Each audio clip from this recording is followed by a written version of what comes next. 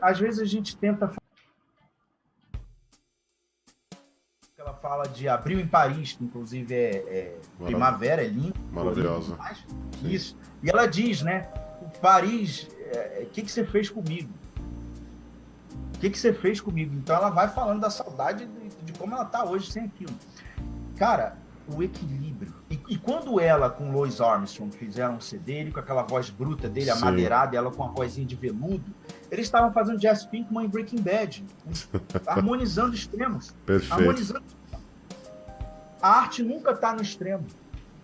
Ela funciona no meio, na harmonia. Você vê até a galera, parece que não, mas a galera hoje é muito extremista em tudo, que entende, que pensa, que sente. E às vezes você fala assim, cara, eu acho que você deveria levar a vida um pouco menos a sério. Porque é aquele cara que, nossa, até o copo na hora de lavar, ele fica 10 minutos para ter certeza que aquilo tá tão perfeito. Você fala, cara, você precisa levar a vida um pouco menos a sério. Aí ele já fala, então quer dizer que eu tenho que ser um drogado, desgraçado, que só fica na rua? Não. Perfeito, perfeito. Eu tô com frio. Cara, você tá no Polo Sul. Sai do Polo Sul, você tem que subir. Então quer dizer que eu vou pro Polo Norte, também é frio? Não quer dizer que tem que ir pro extremo. Então, querendo nós, pessoas que estão extremistas em tudo, inclusive elas estão colocando isso na arte, porque a arte é a representação do que a gente é da forma mais real, sem a gente perceber. Eu posso dizer que eu sou uma coisa que eu não sou, mas quando eu faço a arte, ela tem ali elementos que um Sherlock Holmes olhando, não são elementos claros. É o Sherlock Holmes, ele tem que ser bom. Ele vai olhar, ele vai ver exatamente quem eu sou. Então, ela não navega, a arte não existe nem num polo nem no outro, ela está sempre num local no meio, é a famosa harmonia, a integração de elementos. Então, você tem dois opostos que estão colocados na arte porque tem uma harmonia muito grande. Então, existem músicas que... É claro, quem gosta de rebolar o bumbum, quer botar qualquer coisa de vez em quando, bota. Mas estou falando, estudar essas músicas para ver que no final é a mesma coisa, na essência, o poder mais puro da arte é a mesma fonte para qualquer tipo de arte, dança, música, o que você quiser. Pintura, escultura, fotografia, cinema, arquitetura. Imagina pegar Maurício Takiguchi, pintor, Takiguchi, Cícero Dávila, não desenha nem pinta, ele só esculpe aquelas esculturas absurdas dele. Cícero Dávila, tá morando aqui na Itália. Então, perto aí você tem Cícero, Takiguchi e o André Rieu desse, o maestro. Bota os três numa sala e fala, conversem sobre arte. Nossa, como eles vão se entender de forma absurda. Sim. Só que um é pintor e desenhista, outro é só escultor, outro é músico. Mas eles vão falar de arte como se eles fizessem exatamente a mesma coisa todo dia. É impressionante, porque eles vão estar falando do poder mais puro, que é a mesma coisa. Então, por isso que eu acho que às vezes a gente tem que se munir de trabalhos grandes, extraordinários, se a gente quiser, como eu quero um dia ter um trabalho extraordinário. Então, por isso eu estou me munindo e me inspirando com coisas extraordinárias. Por isso que eu mostrei essas músicas. Bom, o último ponto que eu quero mostrar, para não ficar chato, já falei muito, inflexões da forma. As inflexões da forma. Aonde a forma muda de direção. Eu já cheguei a falar um pouco disso. Falei, inclusive, dos planos da anatomia, que é onde a forma muda de direção. Falei que as quinas, justamente, são quem sustenta a forma. A estrutura está nas quinas. Então, que quinas são essas? Essas inflexões são pontos onde a forma muda de direção. Ou ponto ou uma quina inteira entre dois planos. Aqui, por curiosidade, é uma escultura feita por Michelangelo, em argila, um esboço, e está lá na casa dele, que fica em Florença. E essa escultura mostra Hércules lutando contra Caco. Já vou falar um pouco mais sobre isso, mas enfim, veja como Michelangelo, mesmo numa escultura que ele não detalhou o rosto, está meio que só meio que uma esfera, está quebrada ainda, não tem ainda as marcações de tudo. O pé aqui, ó, meio que está manchado, se unindo com a pedra. Mas como essa escultura é difícil e complexa, pegar uma argila e fazer isso. Pode fazer detalhe agora. Se por baixo do detalhe tem isso, nossa, você tem que ralar muito na vida. Teve um curso que eu dei que o aluno fez ela, só que quis ir até o final, o detalhamento. Mas ele ficou maior parte do tempo, a grande parte do tempo, tentando acertar isso, tentando chegar até aí, para depois botar o tal do poro que queria, claro. Ou o detalhe maior. E o plano não casava e não acertava. Falei, Aí eu olhei para ele e falei, essa mancha, esse borrão tá mais complexo do que você imagina. Aqui, a gente vê, por exemplo, as áreas nítidas, onde a forma muda de direção. Pum, pum, pum. É muito fácil aqui virar S. Em 3D vai dando smooth, quando vê tá tudo S. Mas aqui é nítido como ela vem, faz uma quina, tem a compressão aqui, e aqui faz outra reta. Reta, ponto, muda de direção. Mesmo onde tem uma curva e de repente tem outra, você sente que uma área, a curva meio que fica mais fechada. É uma curva suave, aí vira uma curva fechada, outra curva suave. Essa área onde nitidamente a forma muda de direção são as inflexões. Esses pontos são eles que sustentam a forma. Já viu aqueles livros de criança? Complete o desenho, elas vão só fazendo a linha em volta. Porque são esses pontos que sustentam a forma, que sustentam a linha, que sustentam os planos, são eles que dão a estrutura. Então, quando eu estou olhando, modelando, eu bato o olho ali, eu vejo, cara, eu estou vendo esse ponto, esse ponto, esse ponto, esse ponto. Para mim, esses 4 pontos são importantes. Eu bato o olho e procuro os meus 4 pontos onde estão. Se existem, se eu não arredondei tudo, e se lá, sei lá, tem um ponto aqui, outro aqui, aqui, aqui, e no meu tá assim, assim, assim, né? Pera aí, eu tô com 2 próximos. Aqui dá para ver a distância entre eles. São eles que me dão a forma, são eles que ligam. Onde estão esses pontos? A forma onde a direção muda bruscamente, que às vezes na vida real, em alguns pontos, às vezes nem é tão nítido, às vezes é, muitas das vezes é, mas às vezes nem é tão nítido. Mas um cara como Michelangelo, que sabia fazer uma imagem extremamente agradável, ele sabia ver aquele ponto de inflexão e às vezes até dar um pouco mais de ênfase nele para justamente deixar a imagem graficamente muito mais interessante. Eu vou falar mais desses pontos de inflexão, mas por curiosidade sobre essa escultura. Essa escultura ia ficar aqui, na Piazza della Signoria, isso aí é Itália, e esse é o Palazzo Vecchio, onde o Davi de Michelangelo ficava aí antes. Essa escultura é Baco com Hércules. Aliás, desculpa, é Hércules em cima e Baco embaixo. Foi feito por Baccio Bandinelli. Essa escultura, na verdade, foi encomendada para o Michelangelo fazer. E foi aí que Michelangelo fez aquela estrutura que eu mostrei antes. Só que o Michelangelo não pegou o trabalho até o fim, desistiu, e Baccio fez essa. Porque Michelangelo estava com muitas encomendas. Então ele fez a estrutura em argila e veja.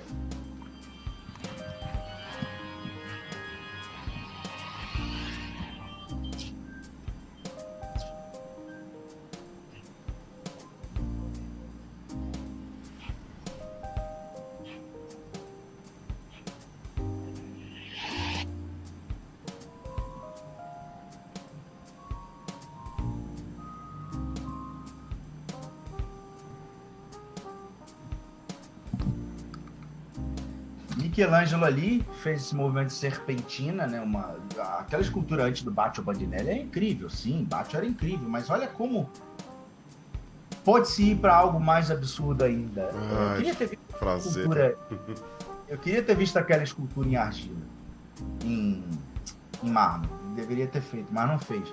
Mas veja a energia que ele colocou, aquelas curvas, e como ele quebrava muito esses planos e fez aquele movimento de rotação que a peça inteira estava embutida, que ele chamava de serpentina. Bom, falando ainda das inflexões da forma, ô Dan, sim, esse desenho do Frazetta,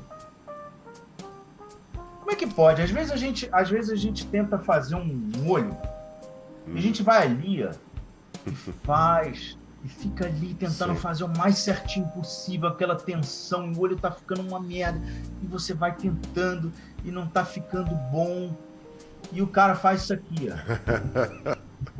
E o olho tá foda, o bicho tá com expressão, ele tá cansado olhando meio.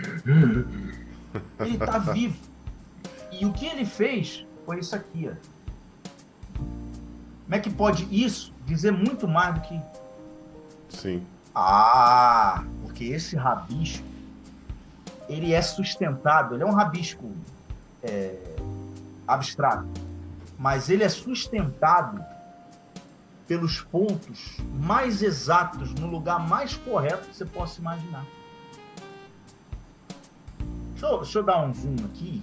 ele parece ser feito de qualquer jeito, porque Exato.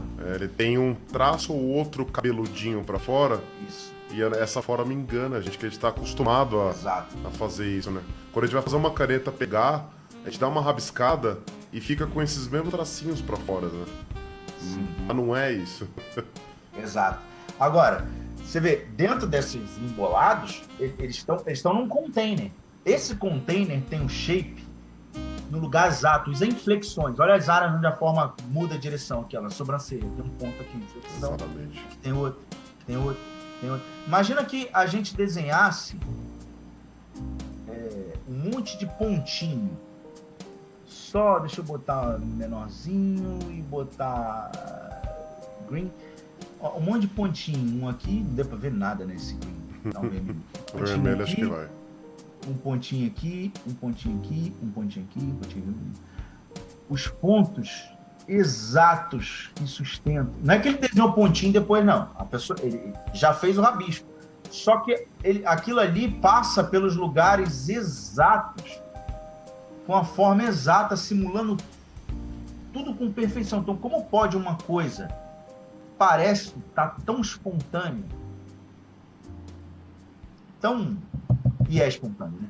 Mas parece estar tão perdido, mas ao mesmo tempo aquilo explica tudo sobre o desenho.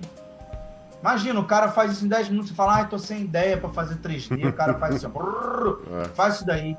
Aí você, pronto. Se você executar direitinho em 3D, se você souber ler isso, sim. Top row. Então, uau! Então, só que o problema é que esses desenhistas aqui dos dias de hoje, eles estão fazendo 3D. A cada dia entra um grupo maior de cara que faz isso, indo para o 3D. E fazendo também o concept em 3D. E galera do 3D, eu acredito que se não abrir o olho e começar a estudar arte mesmo, e criar suas coisas também, não aprender, vai ficar para trás. Concordo plenamente. Né? A gente viu isso no quadrinho. Cara, um desenhava, outro arte finalizava, outro pintava, a galera começou a fazer tudo. Então, é impressionante como ser artista é ser criativo, é desenvolver arte. Eu não preciso ser criativo, mas eu posso desenvolver criatividade, eu posso desenvolver a criatividade em mim. Liberar, porque criatividade é libertação, né? Você vai tirando cadeados de dentro de você e vai jogando pensamentos e vai combinando eles e vai dando formas do jeito mais lindo. Ao invés de mentalizar, já fica, tô sem ideia, sai alguma coisa. O cara vai, faz um clichê, mancha aqui, opa, dali surgiu outra ideia, ele vai navegando no mundo, ele acha algo. Então, quando ele fez isso, ele sabia muito o que estava fazendo. E você vê, esses rabisquinhos, eles estão com pontos. Pode rabiscar à vontade, mas mudou de direção. Mudou de direção. Aqui fez uma curva, mudou para cá. Esses pontos importantes aqui, esses pontinhos, eles estão muito bem localizados. Os pontos onde a forma muda de direção. Fora que ele ainda usa a densidade do risco para simular o quão forte a sombra é. Penumbra, né? Então, assim, tudo. A energia, as áreas onde tem que ter mais revolta, aquilo onde tem que estar mais alinhado, tipo aqui na perna, uma chura alinhada, porque já é uma coisa que a energia se concentra mais em outra área. A coxa que está sustentando mais o peso é a da frente, ela está com coisa mais revoltada. Então, isso tem tanta coisa aí que dá para escrever um livro só sobre essa imagem. Então, eu acho que até que linkando com o que você estava falando, que a arte expressa o sentimento do artista, ele quer contar uma história, ele quer se expressar. Dá pra sentir que parece que o Frazetta ele tá desabafando. Ele só não tava falando. Ele tava com um lápis na mão. Só. Formidável. Por isso que os artistas falam assim, a arte é a necessidade de se falar algo. Muita gente pensa literalmente. Não, mas falar o quê? Falar. Devemos ajudar velhinhos a atravessar a rua. É isso, é fazer uma imagem de uma pessoa ajudando um velhinho a atravessar a rua. A pessoa pensa literal. Às vezes falar um sentimento, botar pra fora alguma coisa e que às vezes não tem nome. Tipo, dá um nome único pra esse sentimento dessa peça. Putz. É cansaço? Só? Não. É raiva? É ódio? É meio que atenção? É tipo, porra, mais uma batalha, meu Deus, não aguento mais, mas vamos pra próxima. É uma união de coisas, é um mix. Sim. Por isso que é humano. O humano não tem sempre um sentimento. sim. A gente vê essas... Quando a gente está começando a estudar, a gente vê muito assim, minha peça tem que ter sentimento. Então, vou fazer uma mulher triste. Aí faz assim... Aquele básico. Ele entende que... Não, peraí. Nenhum ser humano, ele é simples, assim. A gente é complexo. São mitos, sempre sensações. Peraí, tá triste por quê? Por algo que não tem mais volta? Sim.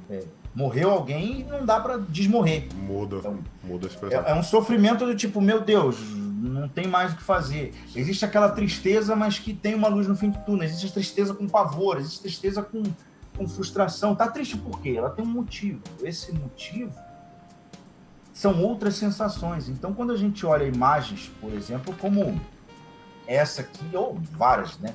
Mas essa aqui do Rembrandt, eu não tô com ela inteira aqui, mas enfim, é um olhar assim que é um mix. Você não consegue dizer é amor, é raiva, dá um nomezinho. E mesmo quando tem um nome que dá para definir, é raiva ao mesmo tempo, coragem, tá aquela raiva que tá indo pra frente, raiva com ódio, raiva com, desculpa, não, raiva com ódio, raiva com quando você tá revoltado, é raiva e revolta, então já é diferente o tipo de raiva, ou aquela raiva meio do Gus Fring, do Breaking Bad, quando ele parava e olhava a série aqui, aquela raiva ao mesmo tempo psicopata. É tipo, como esse cara ousa, e ele tá com raiva, mas o cérebro tá pensando, como eu vou destruir ele? Sim. Então a raiva é ao mesmo tempo pensamento, você sente que o cara condensa um ódio muito grande e para. Sim. Não faz um monte de caras e boa. E ao mesmo tempo ele tem que se conter, né? Ele é um cara que ele se segura porque ele tem aquela pinta de dono de negócio e tal. Tudo ao mesmo tempo, tudo ao mesmo tempo. Ele é muito alinhado, né? Então, começar a observar essas coisas. Essas duas expressões é difícil dar um nome específico. Mas mesmo se tivesse, ela teria outras coisas que estão envolvidas ali. As duas, né? Então, é uma complexidade muito grande isso. São camadas da arte que a gente vai atingindo a cada momento da nossa vida. Isso é óbvio. Entendeu? Eu tenho aqui um minutinho só para mostrar um... Ou não? Não, claro, perfeito. Já estão pedindo a parte 2 aqui, cara. Do bate-papo? Então, por exemplo, esse aqui é o Jimmy Nelson, né? Jimmy Nelson, se for no site dele, vai ver fotografias maravilhosas. O cara é danado, viaja o mundo e vai tirando fotos só de pessoas que você não vê na padaria. Quando a gente sai na rua, passeia, a gente não vê ninguém assim. Ele tira fotos. Essa menina é de um local que eu sempre considerei entre as etnias asiáticas, que eu acho as mulheres muito bonitas na Ásia. Tem uma em específico, assim, se disser assim, Rafa, escolhe um, Japão, China, Coreia, para você dizer assim, aqui é o ápice da beleza na Ásia. Eu sei que é cruel ter que escolher um, mas eu escolheria Butão. Poucas pessoas conhecem, mas as mulheres do Butão são um negócio... Para mim, eu acho que é a beleza asiática que chega no topo, assim, de pessoas comuns no dia a dia. São pessoas com rosto realmente muito incríveis. Até uma pessoa, você vê, tá um camponês ali, fazendo careta no sol, mas você percebe que tem alguma coisa maior. E quando se arruma... Então, é um local realmente de mulheres que tem bastante beleza. Essa aqui, essa não. Uma coisinha, dá vontade de morder. Essa menina aqui, inclusive, essa aqui. Essa é a rainha, diga-se de passagem. A rainha do país. Olha ela com a Kate, inglesa. Então, o perfil é interessantíssimo. Então, são locais, assim, quando você vê filmes do Butão, nossa, cada... rosto realmente impecável. Sim.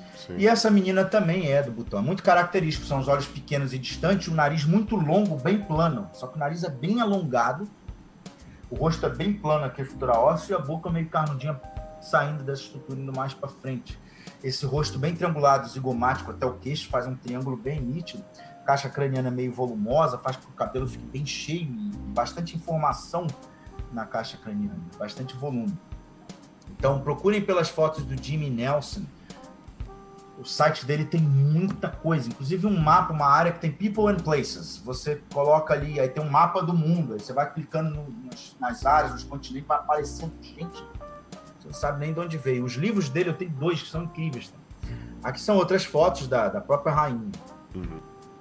Então você vê, eu fui criando aqui, primeiro, uma leve base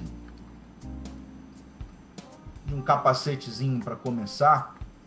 E quando você vai esculpir um negócio desse, você não consegue ser tão preciso no início. Você faz uma precisão genérica. O que seria uma precisão genérica? Parece que são duas coisas opostas.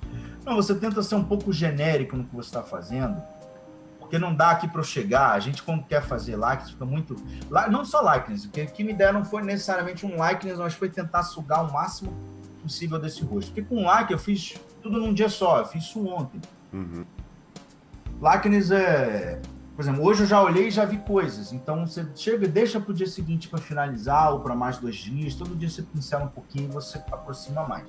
Mas antes de aproximar tanto, aquela primeira parte que você puxa já é o essencial e aumenta a sua biblioteca de formas, o seu repertório de formas na sua cabeça. Por quê? Olha que esse rosto é completamente diferente de outros. Já aconteceu, você vê a galera que está começando, aconteceu muito comigo, de fazer vários rostos e é tudo a mesma cara. Uhum. Quando pega então uma espécie de... Assim, peguei o jeito do rosto feminino, aí faz tudo igual. Por mais que tente mudar a etnia, o que for, você percebe que é mesmo o rosto. Como é que eu saio desse conforto, dessa espécie de fórmula que eu criei para aquele rosto e como é que eu aumento o meu repertório de forma? Como é que eu consigo controlar? Porque esse nariz é completamente diferente de um nariz daquele chamado Angel Face, que é aquele rostinho bem Nicole Kidman, que é completamente diferente ao que a galera só fica estudando isso, o rosto de Nicole Kidman, tipo isso. E quando você pega um rosto desse, cara, eu vou fazer um nariz completamente longo e bem pequenininho, plano e achatado. E a mulher tem que ficar lindíssima. Harmonia. A única coisa que pode te segurar no momento em que as coisas saem muito do que você conhece é justamente conseguir o máximo possível integrar. E aqui, quando eu falo que são pinceladas genéricas, mas é porque não dá para ser preciso completamente agora. Você está começando a colocar massa. Porém, por exemplo, quando eu estou pincelando aqui fazendo isso, eu não estou fazendo um buraco a esmo. Eu já estou imitando essa inclinação daqui, ó, ou até onde dá. Não dá para ser totalmente preciso, porque ainda falta um monte de coisa para comparar. Claro. Mas a galera acha, por exemplo, você faz assim. Eu achava muito quando eu via a galera fazendo a estrutura óssea, aí ali fazia, tem que fazer o osso, né? Tem que fazer o olho. Não, você não percebeu. Olha o Alex Oliver, aquele danado.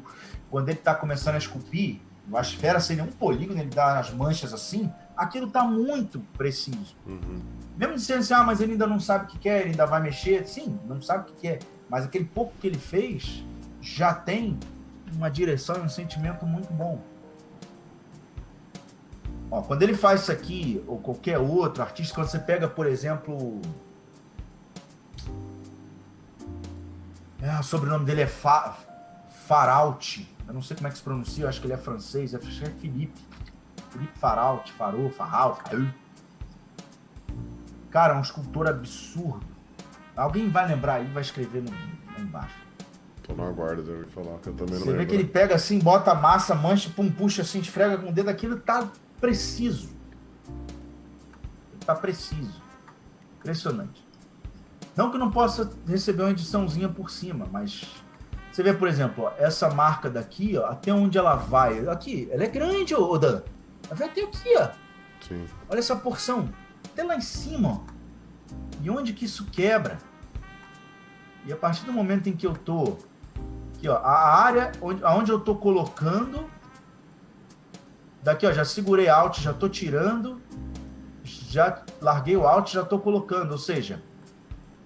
Outra mania nossa é só adicionar massa. A gente quase nunca cava. Uma forma como essa, só adiciona e deixa uns buracos ali que foram justamente áreas, não porque é buraco porque você cavou, mas é buraco porque foi a área que você não adicionou. O cara adiciona, no final tem um buraco ali no meio, que é essa parte funda. Não. A estrutura estava esférica, ou seja, tem que arrancar massa dali.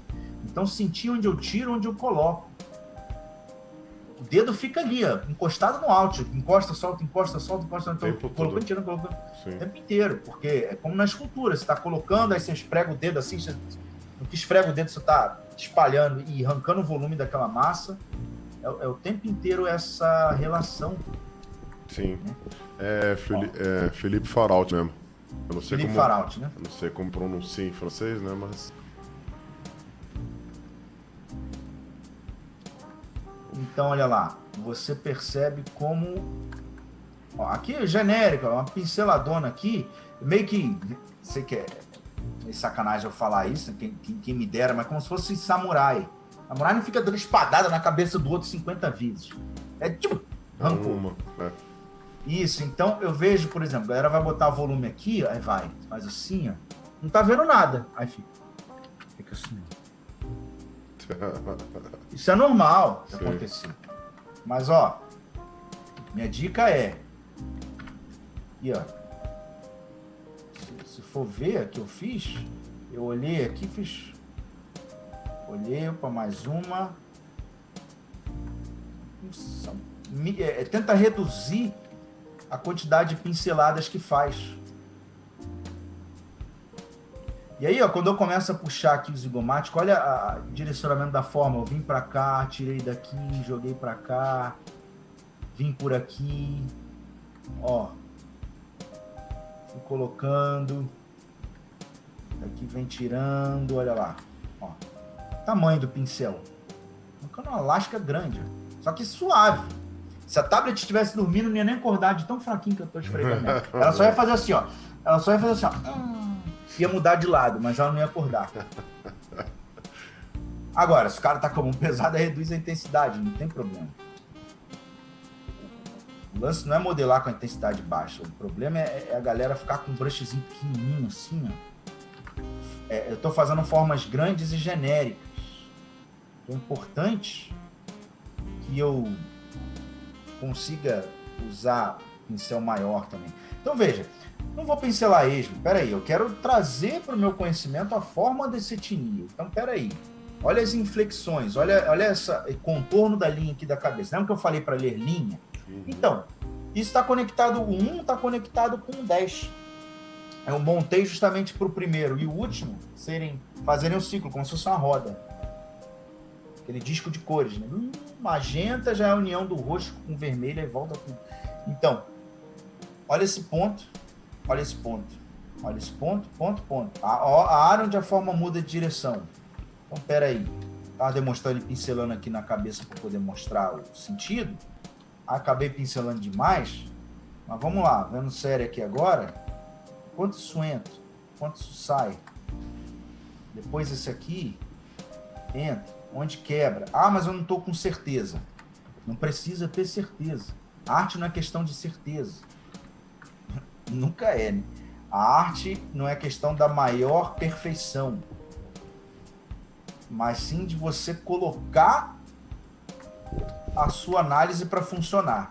Se você leu que essa curva é mais acentuada do que eu li, não tem problema, mas você leu, você não colocou a esmo, você leu. Então, tudo ali você vai ler de um jeito e você vai harmonizar do teu jeito. Então você está colocando em prática o seu olhar. Você vê, por exemplo, ó, a direção da área entre as sobrancelhas e a base do nariz. Ó. Bem reto aqui. Coisa que acontece muito no caucasiano é isso. No crânio. Olha lá. Isso aqui é no japonês. Ó. Você vai ver muito isso em África. Aqui, ó. Sim. E o quanto o zigomático vem para frente. É justamente essa planificação que é absurda. É que geralmente eu deixo os dois rostos assim na tela. Eu não, deixando grande aí para vocês verem, mas porque não tem porque dar tanto zoom na referência agora, porque eu não estou vendo, eu estou sendo genérico ainda nos meus traços. Aqui, essa linha, qual a inclinação dela? Aí você vê, planifica aqui. Posso estar cortando forte aqui, mas só para empurrar a massa para trás. Claro. Tirando massa, mas isso não vai ficar marcadão. Então, tudo isso vai sendo feito com muito cuidado, onde você percebe aqui que isso aqui sai um pouco de massa, depois entra o nariz. Agora, o quanto esse nariz é longo. Difícil, né? Porque é um nariz longo e você não pode deixar ela feia. Sim. Ou seja, tá cheio de armadilha. Porque quando a gente sai daquilo que a gente consome o tempo inteiro, todo filme que vê... Hoje não, nem tanto mais, mas antes era só filme americano, era sempre aqueles rostos americanizados. São lindos, né? Claro. Mas era só o que a gente consumia. E qual é a vantagem de ser brasileiro? No Brasil você vê asiático, vê descendente da África, muito descendente europeu, vê mistura, vê tudo. Agora, você, por exemplo, nasceu no Japão. Sua referência visual do dia a dia ali é só... As pessoas não são iguais, óbvio. Né? Não vão... Igual não é. Eles realmente não são idênticos. Mas eles têm o mesmo estilo da etnia, o mesmo estilo anatômico. A gente não, a gente tem riqueza, a gente tem cores, a gente tem variação. Então, esse mix cultural no Brasil nos dá um contato muito grande com a forma. Você vai na Liberdade, você vê lá uma pessoa de etnia japonesa ou descendente, mas antes de ir na Liberdade, você passou num boteco na frente da tua casa, tem um cara que é uma mistura que tem um toque ali indígena, africano, também europeu, ele é uma mistura. Tipo minha cara, eu não sou branco, sou caucasiano. Você vê um pouco de índio aí, você vê um pouco de português, você vê... É mistura. Então você vê aquele cara no boteco com 2, 3 dentes, assim, com a caneca. Fala, fulano, vem, Corinthians! E tem que parar de andar assim, olhando pra baixo, e começar a ver o mundo à tua volta. Sim. Parar aqui e falar, pô, que interessante, cara, eu gostei, cara. Sem bancar o psicopata, né? Perfeito. Sem bancar o psicopata. Mas ver o mundo da nossa forma. Eu vejo que a galera entra no carro e fica assim, WhatsApp. Cara, eu entro no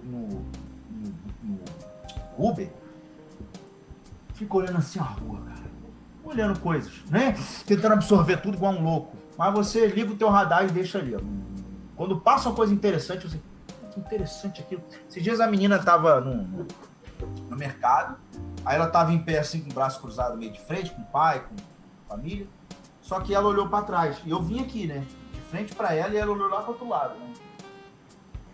Então ela olhou assim, no que ela girou todo o corpo para olhar, mas o pé tava parado, plantado. Então ela rodou o corpo inteiro. Aí o pé daqui ficou bem assim, ó, enviesado. Ficou meio tortinho assim, sabe? O calcanhar foi para fora.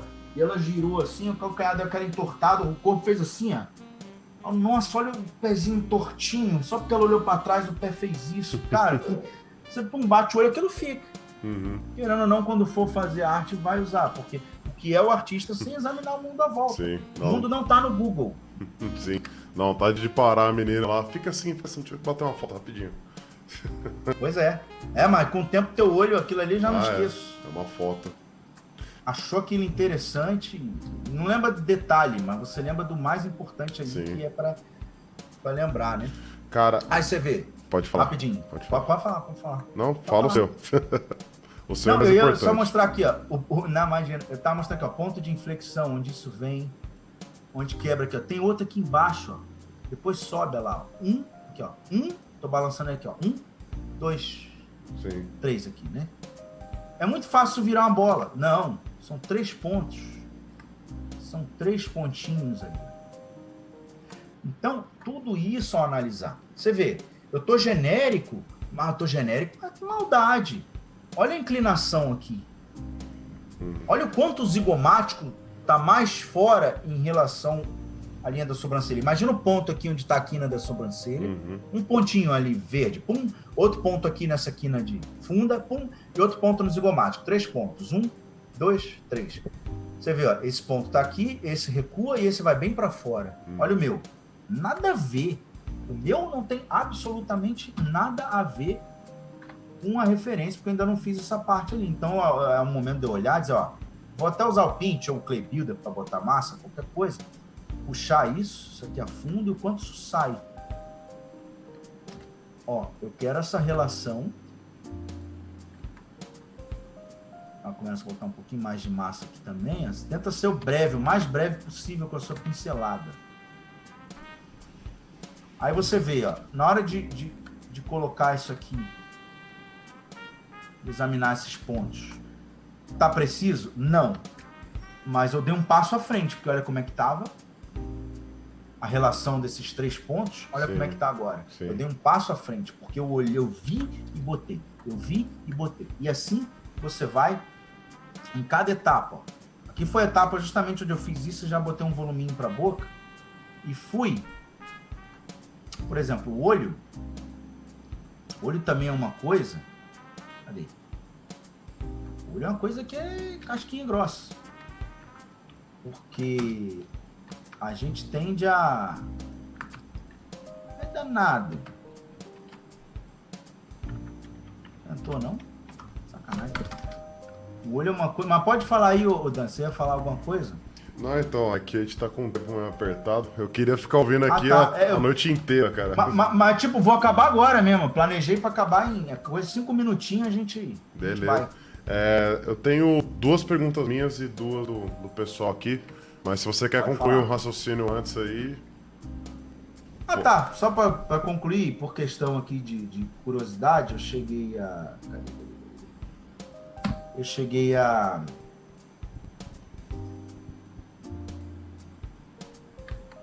Na teoria, era para abrir.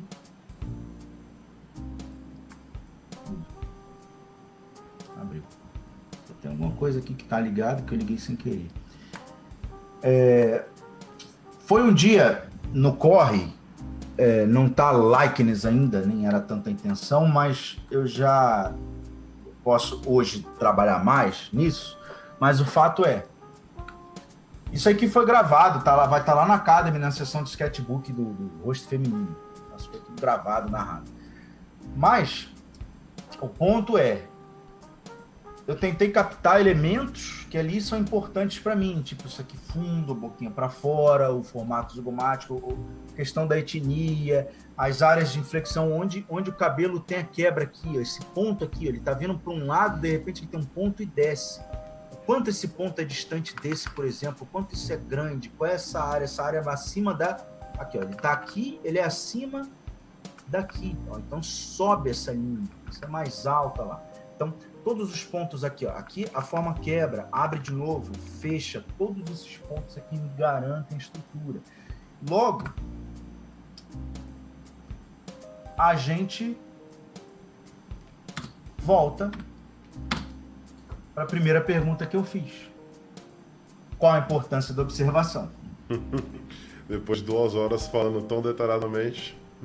Qual é a importância da flecha, do arco para a flecha? Qual é a importância do arco para o arqueiro? Bom, isso eu falei só da forma. Imagina a observação da cor, da saturação, da luz, da sombra, da composição, da cena, do sentimento, da pose. Então, é óbvio que é importante porque é a nossa maior arma. Mas, para fechar bonitinho, se eu tiver que definir a importância da observação, saindo do óbvio, porque o óbvio é óbvio, não precisa dizer. A importância é que ela vai dar a você, a nós, eu me incluo, também sou estudante, a todos vocês, independência para estudar e crescer, porque vai conseguir julgar o próprio trabalho até um certo ponto, vira e mexe, você sempre vai receber na empresa, ou de algum amigo, um toque aqui, outro toque ali, mas são toques, os feedbacks, eles são toques, um aqui, outro ali, que te ajuda. Mas a maior parte do desenvolvimento é com o seu olhar.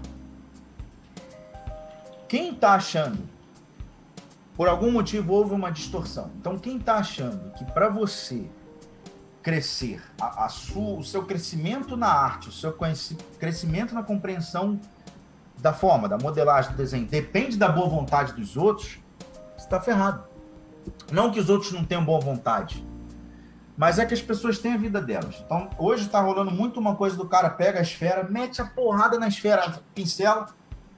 Tá rolando um pensamento de, cara, para você aprender, pega a esfera, sai pincelando, modela, cara, qualquer coisa e taca para feedback, vai mandando pros caras. E aí, eu fico imaginando o Grassetti, que tem, sei lá, 350 mil pessoas só no Instagram, ele deve acordar de manhã e tá assim, 1000 pessoas mandaram mensagem, 900 estão pedindo feedback. Então, não dá. Esses artistas não cresceram assim, porque, dedinho aprendeu porque alguém deu feedback do dedinho. Agora ele faz o narizinho e manda para feedback, alguém dá feedback do narizinho. Não funciona assim. O crescimento de um artista ele é em grande parte solitário também. Feedbacks são importantes, eles agregam valor em pontos importantes. O Castro tá aí. Um dia ele presenciou um grande feedback que o Alex Oliver me deu. Estávamos eu, André Castro, o Douglas Phillips, Gus Soares, Gustavo, um outro artista, as namoradas, as esposas de todo mundo, a gente sentado. E eu falei do trabalho, a gente comendo pizza, eu falei do trabalho do Alex Oliver, elogiei, a Oliver falou assim para mim, Rafa, eu vou falar uma coisa sobre o seu trabalho. Seu trabalho é perfeito. Não é perfeito, né? Mas eu entendo o que ele quis dizer. Seu trabalho é perfeito. Perfeito. Macho, perfeito. Mas a vida não é perfeita.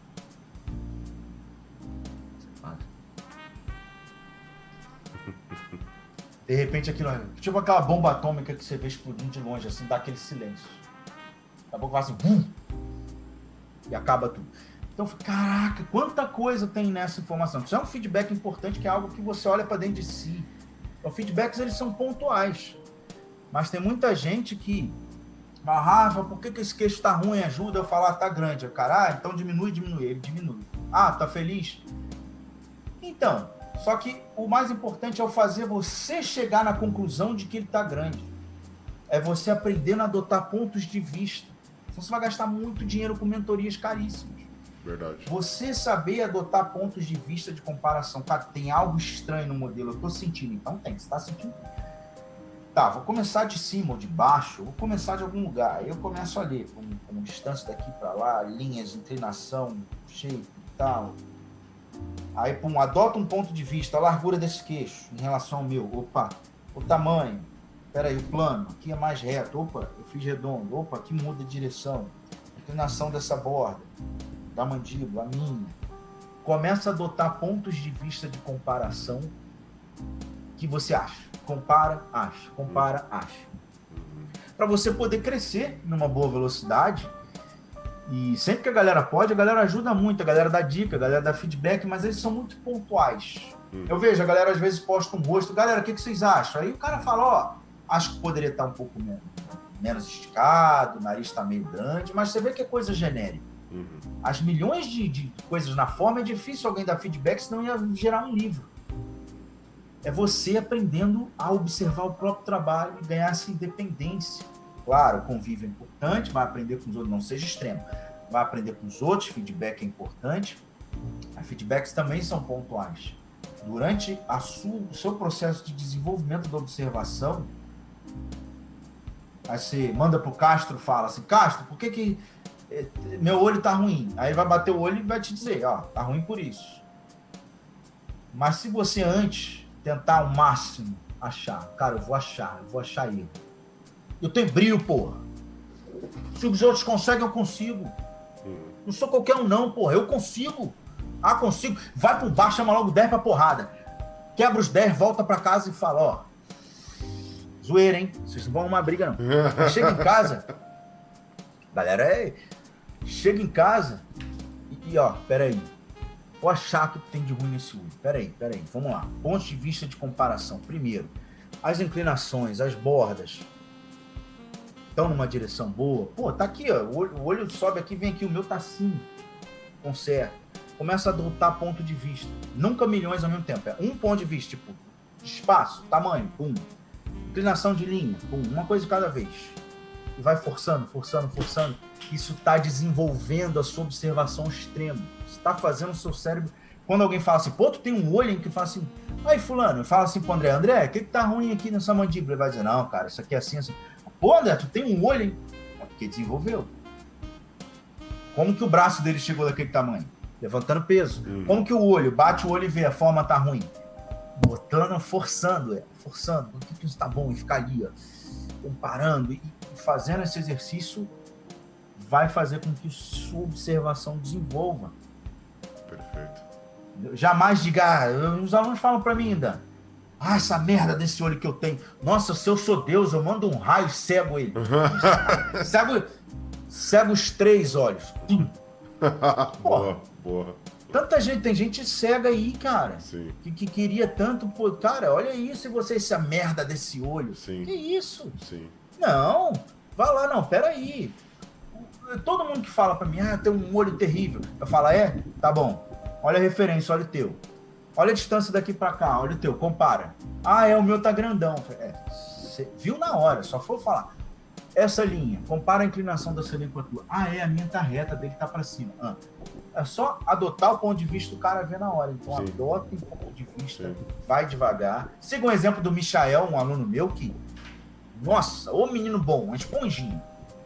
Eu mostrei pra ele a coisa da observação, ele levou a sério, ele ficou ali forçando. Nossa, a evolução dele tá monstruosa. Abraço pro Michael, se tiver aí.